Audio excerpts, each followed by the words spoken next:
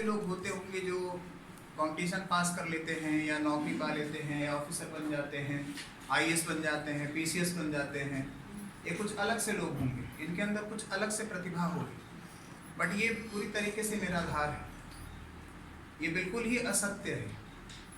इसको आप सबसे पहले अपने दिमाग में ये आपको रखना बहुत ज़रूरी है कि ये बिल्कुल ही असत्य है कि कुछ अलग से व्यक्ति होंगे। नहीं, हर व्यक्ति प्रतिभाशाली है, हर व्यक्ति प्रतिभावान है, हर बच्चा, हर विद्यार्थी प्रतिभावान है। बस उसे एक ज़रूरत है, एक मोटिवेशन की ज़रूरत है, एक अच्छे स्ट्रैटेजी की और एक सही दिशा की। अगर ये तीन चीज़ें उसको मिल जाती हैं तो कोई भी व्यक्ति दुनिया में कुछ भी कर सकता है। कई बार इन तीनों की केमिस्ट्री होना आपस में बहुत ज़रूरी है। एक मोटिवेशन का होना बहुत ज़रूरी है। मोटिवेशन का मतलब ये होता है कि कई बार ऐसा होता है कि हम दूसरे को देख करके मोटिवेट होते हैं।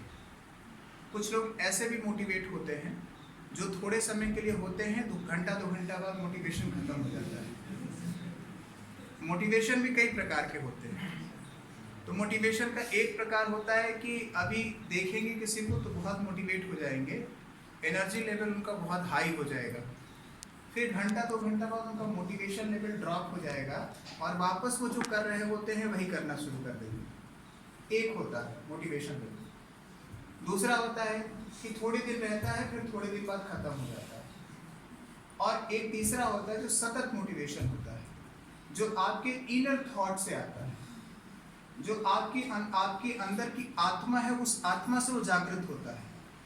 जब ये जरूरत है इस बात की कि आपका मोटिवेशन आपकी आत्मा से जागृत हो। जो चीज़ आप करना चाह रहे हैं या जिस चीज़ को करने के लिए आप लगे हुए हैं, उस कार्य में आप 24 घंटे वो कार्य आपके साथ रहे, आपके जहन में रहे, ये बहुत ज़रूरी है। और वो तभी संभव है, ये मैकेनिकल तरीके से नहीं हो सकता है। ये तभी हो सकता है जब आप उसको फील करिए। जब तक आप उसको फील नहीं करेंगे, जब तक आप उसको अपने इनर सॉल में, जो आपकी आत्मा है, उसमें उसको नहीं बैठाएंगे, तब तक वो सतत मोटिवेशन आपके साथ में होना थोड़ा मुश्किल होता है। तो पहली चीज़ तो ये है कि आप जो भी लक्ष्य प्राप्त करना चाहते हैं वो लक्ष्य आप स्वयं बन जाइए। ऐसा नहीं कि लक्ष्य कहीं और है, आप कहीं और हैं। आप उसको निरंतर रूप से महसूस करिए, फील करिए। आत्मा आपकी आत्मा से वो उद्गार निकलने चाहिए, ये बहुत आवश्यक है। दूसरा कि आपकी स्ट्रैटेजी अच्छी होनी चाहिए। स्ट्रैटेजी का मतलब ये है कि जब भी हम कोई कार्य करते हैं, कुछ भी करते हैं, तो हम उसके लिए कोई ना कोई एक योजना बनाते हैं, कोई ना कोई योजना बनाते हैं।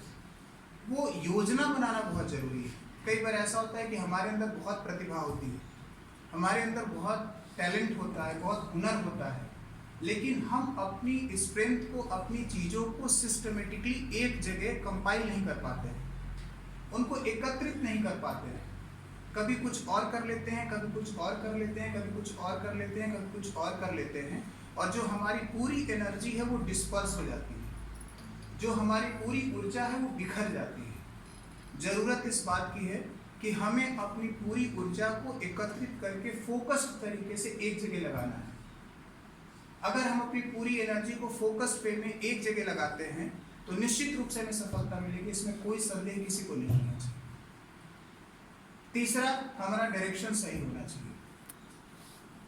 ये भी वैसे तो हम जो योजना बनाते हैं उसी का हिस्सा है, लेकिन अलग से भी हम जिस दिशा में हम जो भी कार्य करना चाहते हैं उसके लिए हमारा जो प्रॉपर, जिस दिशा में हमको अपने आप को लीड करना चाहिए, हम सतत रूप से उस दिशा में अपने को आगे बढ़ाते रहें। ये तीन चीज़ें बहुत ज़रूरी है। और हमारा जो व्यक्तित्व है वो प्रतिदिन का होता है, हम प्रतिदिन उसका निर्माण करते हैं, वो भी हमें प्रतिदिन निर्माण करते रहना होता है और करते रहना चाहिए।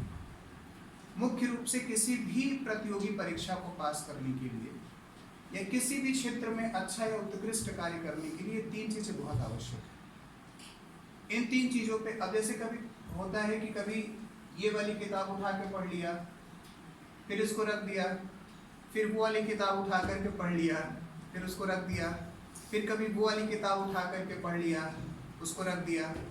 तो ये हमारी जो एनर्जी है, ऊर्जा है, वो बिखर जाती है, डिस्पर्स हो जाती है। हमें सारी चीज़ों को व्यवस्थित तरीके से करना है, हमें अपना जीवन भी बहुत व्यवस्थित तरीके से जीना है। और जो व्यवस्थित तरीके से जीवन जीने की आदत है वो आपके स्वयं के व्यक्तित्व का हिस्सा है। अगर आपका व्यक्तित्व इस प्रकार से है कि आप चीज़ों को व्यवस्थित रूप से करते हैं, व्यवस्थित रूप से अपने जीवन को जीते हैं, तो निश्चित रूप से आप अपने अध्ययन भी व्यवस्थित रूप से ही करेंगे, इसमें कोई संदेह नहीं। तो हमें इन चीज़ों को आवश्यकता है अपने अंदर ढालने की। इसके अलावा दो एक बातें और हैं जो महत्वपूर्ण हैं। एक है धैर्य, पेशेंस। आज के इस युग में खास करके हम एक ऐसे दौर में जी रहे हैं जिस दौर में हम अपने मोबाइल के एक क्लिक पर पूरी दुनिया से कनेक्ट हो जाते हैं इंटरनेट के माध्यम से। ये सुविधा हमारे जीवन में इसके पहले कभी नहीं थी। संचार क्रांति या संचार के जो माध्यम है, वो माध्यम आज तक कभी इतने विकसित नहीं थे कि हम एक क्लिक पर पूरे वर्ल्ड में जिस चीज़ से चाहे कनेक्ट हो जाए। ये सौभाग्य हमें पहली बार मिला। इसका बहुत उपयोग भी हो रहा है अलग अलग क्षेत्रों में। जब आप पढ़ेंगे, जनरल स्टडीज़ पढ़ेंगे, जनरल स्टडीज़ में आपको बहुत सारे एप्लीकेशंस मिलेंगे टेक्नोलॉजी के, कि कैसे कैसे टेक्नोलॉजी हर क्षेत्र में उसका इस्तेमाल करके और चीज़ों को कैसे बेहतर किया जा रहा है। वो सब कुछ आप पढ़ेंगे, सीखेंगे, जानेंगे या पढ़े भी होंगे।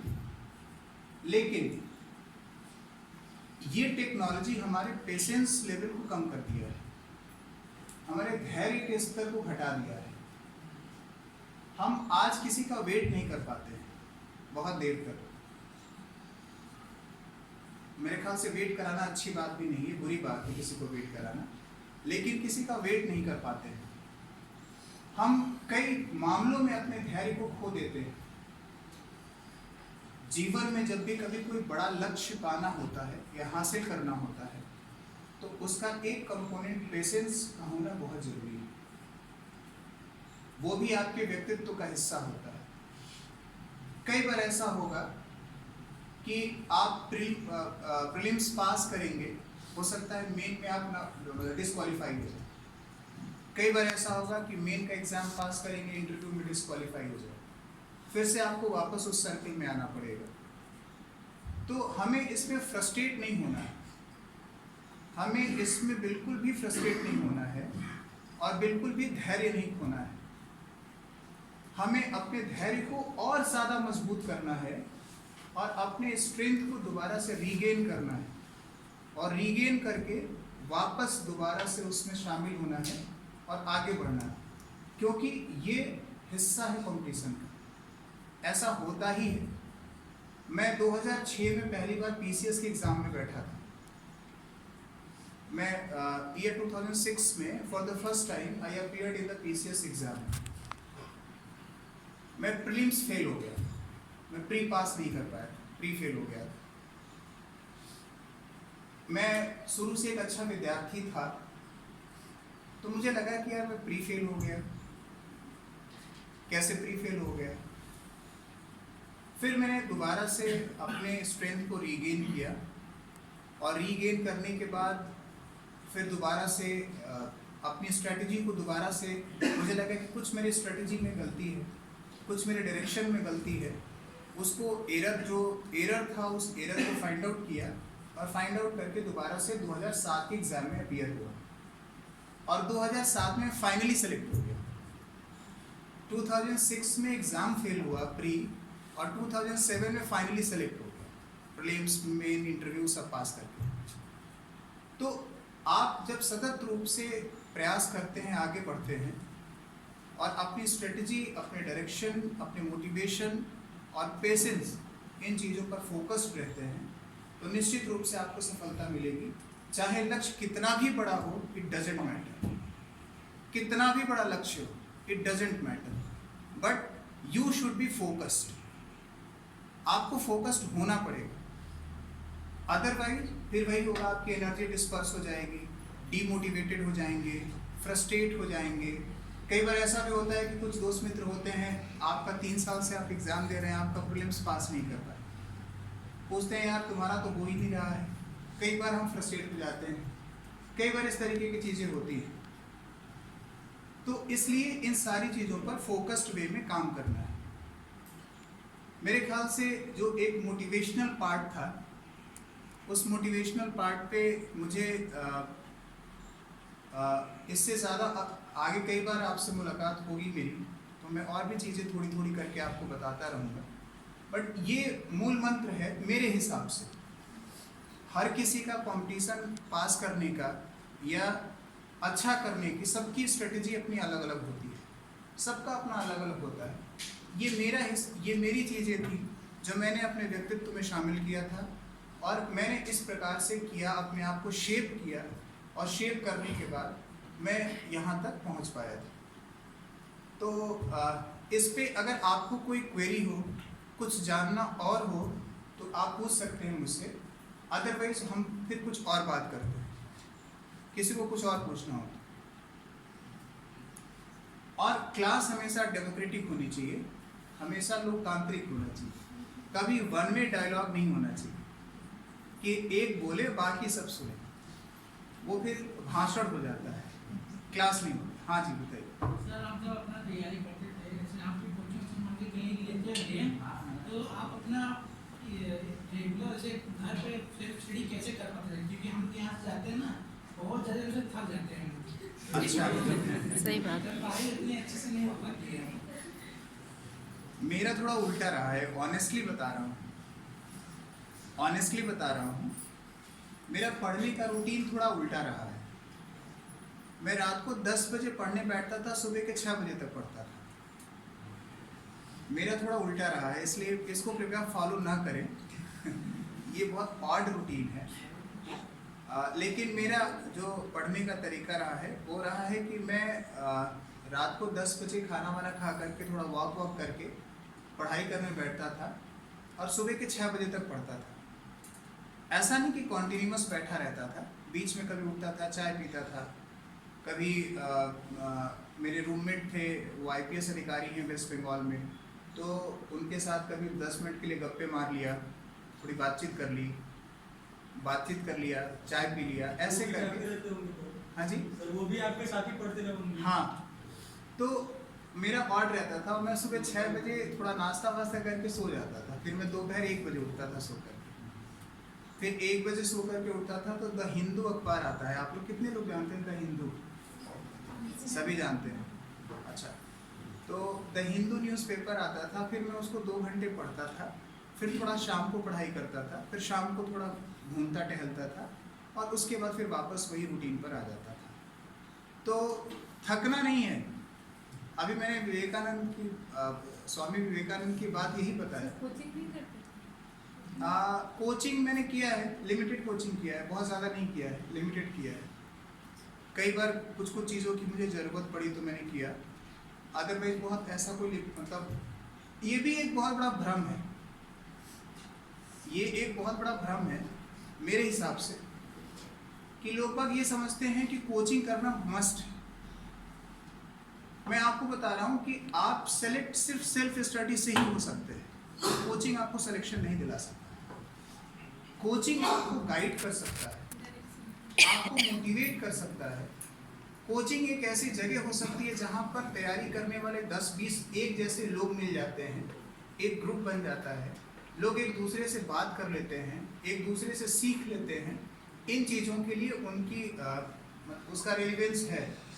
लेकिन अगर सिर्फ हम ये कहें कि हम कोचिंग कर रहे हैं और सेलेक्ट हो जाए, मे भी हो सकता है ऐसा होता होगा, बट मेरे जितने फ्रेंड्स रहे, सभी सिविल सर्विसेज में हैं, वो कभी बहुत फोकस्ड नहीं रहे कोचिंग पर। मैं जिस विषय से परीक्षा पास किया, सोशियोलॉजी, मैं मैथमेटिक्स, फिजिक्स और कंप्यूटर साइंस में ग्रेजुएट हूँ लखनऊ विश्वविद्यालय से, और पोस्ट ग्रेजुएशन मैंने सोशियोलॉजी से किया है।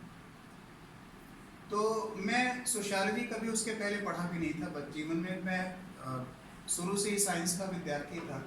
फिजिक्स, मैथ्स और ये सारी चीज़ें पढ़ता था। तो सोशियोलॉजी ऐसे ही मेरे मन में आया कि सोशियोलॉजी लेकर के मुझे परीक्षा देनी चाहिए, तो मैंने सोशियोलॉजी में पीजी किया।